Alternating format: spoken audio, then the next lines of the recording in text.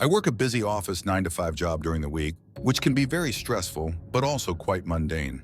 The same routine day in and day out often feels tedious and leads me longing for a sense of adventure when it comes to the weekends, which I always have off work. Oftentimes, this longing leads me to going wild camping on my own. Other than work, I have no other commitments in my life. No girlfriend, wife, or kids, so my weekends are mine only with no one around to worry about me being gone for the weekend. I consider wild camping one of my ways of unwinding. When I decide to go, I usually select a random large forest on the map where I can go and return within a weekend. I usually always pick an offbeat location as my intention is to never disturb or get disturbed by other people.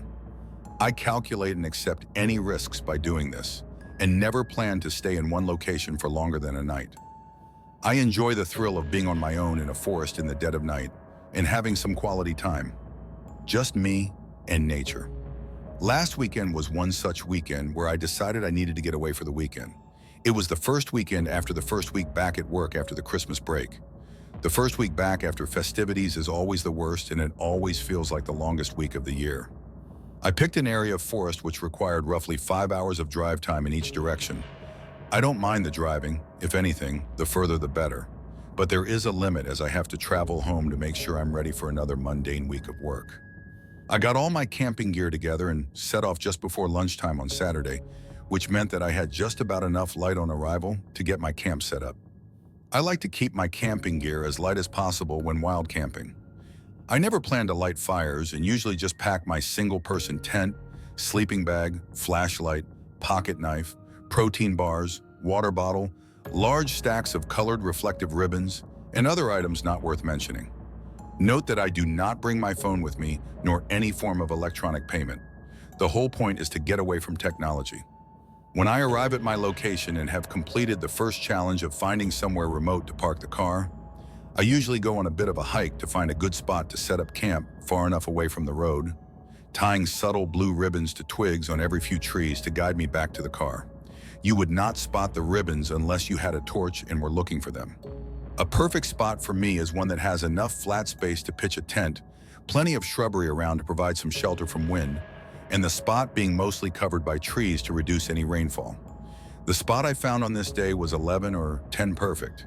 It had a nice flat area which then had an immediate perimeter of thick shrubbery, and, just above enough clearance to pitch the tent, was a tree with a large amount of thick branches with leaves. It was the kind of spot that if you were a random person, you would not easily spot the camp unless you were specifically looking for it. After some time, I was set. I had finished setting up my tent by the time it started getting really dark. All that was left to do was secure the tent and snuggle into my sleeping bag and become one with the nature around me. I was comfortable for a couple of hours, nearly drifting off when all of a sudden I felt it. I needed a shit. I let out a frustrated sigh as I got out of bed and put my protective clothing back on. I had to head back out into the wilderness in the dead darkness of night to find a spot to take a dump. I had a rule to never do my business near camp, as I had an accident once, which is not important to this story. I grabbed my torch, pocket knife, and reflective ribbons and headed out of the tent. Before turning on the torch, I took a second to take in my environment. It was pitch black and dead quiet. I was expecting insects or birds or sounds of animals stirring as I bundled out the tent, but all I could hear was the occasional blow of the wind in my ears. This made me uneasy and super aware, which didn't help the sensation I was feeling in my bowels. Regardless of my feeling, I pressed onwards to find a spot to crap in the opposite direction of my route back to the car, tying red ribbons to inconspicuous twigs on trees so I could find my way back to camp. After spending about 15 minutes finding a spot, doing the deed and tidying myself up, I scanned my flashlight around to search for the glints of red that would take me to camp when I instead got the glint of something else a little further on from my crap spot. When I focused my beam of light on the spot again, it seemed that there was something metallic ahead, which immediately piqued my curiosity and gave me cause for concern. There shouldn't be anything metallic this far away from civilization. I had to investigate, so I began making my way closer to the metal glint, using green ribbons to mark my journey in the trees. As I got closer to the metal object, I found that the forest was giving way to a sizable clearing which then gave way to a structure as I closed in on the source of the reflection. It was a cabin in the woods.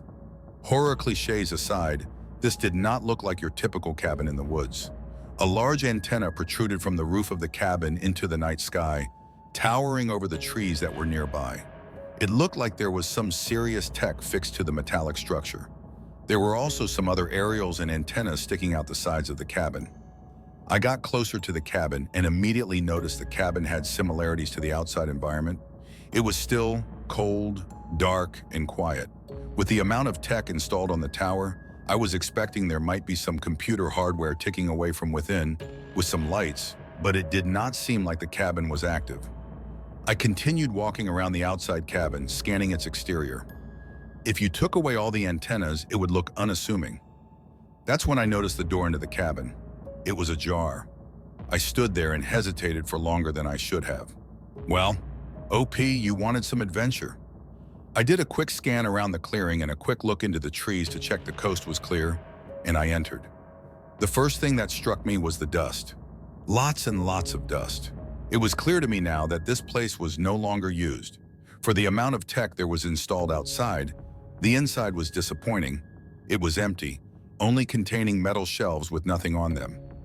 As I was leaving in a huff of disappointment, I noticed a document hanging up next to the door. The document seemed to have 3 different parts. The first part had Korean symbols, the second part had numbers, and the third part had English, or rather, Latin script. Letters arranged in alphabetical order numerous times. I wondered whether this was some Korean to English translation guide, and then I wondered what on earth Korean writing was doing here. For information, I am not in Korea. I live in an English-speaking and writing country. I must admit, I was tempted to take the document, but decided against it, as it would only end up in the rubbish. I shut the door to the cabin and made my way back to the camp via my crap spot, being guided by the reflective ribbons, untying them as I made my way back. I secure my tent, get back into my sleeping bag, and unexpectedly fall into a deep sleep, tired from the extra walk and exploration. I wake the next morning in a bit of panic, as I never usually plan to fall asleep when wild camping, as I like to be alert and keep a listen out. But I soon calmed, as it took me a minute to realize that I'm still alive. All my things are still present and my tent is still secure. I exit my tent and take some time to pack all my things up and hike back to my car, untying all the ribbons from the trees. I make the best endeavor to collect them all, but if not, they eventually biodegrade. While on my long drive home, I thought back to the night before and thought about the cabin in the woods. I thought about how peculiar it was that the cabin was there. It didn't look like it was built for anyone to stay in there. It was a small cabin. I would have said it could have been a hunter's cabin if it wasn't for all the communication technology sticking out of it. I kept busy with these thoughts for most of the journey home, and before I realized, 5 hours later, I was back in my neighborhood. Since the discovery of the cabin, the rest of the wild camping event was uneventful.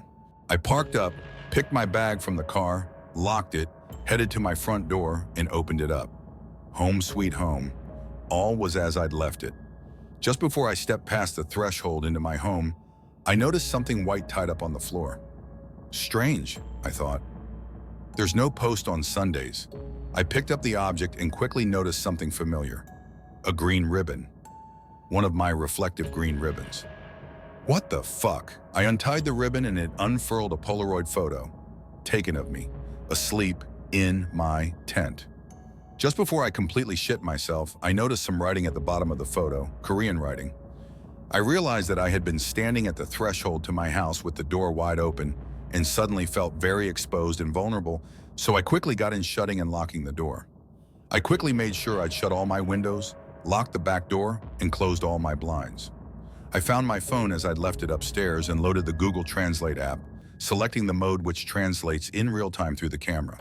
When translated, the Korean text read, "We see you." It's been nearly a week since this happened, and I've not been able to take my mind off of it. I feel like I am being watched whenever I go out the door, but nothing strange or odd has happened. I've been stuck wondering whether I should go to the police, but I feel like it would only make things worse, so for the time being, I have decided that this was just some sophisticated prankster and that I will only act if further events occur that make me concerned.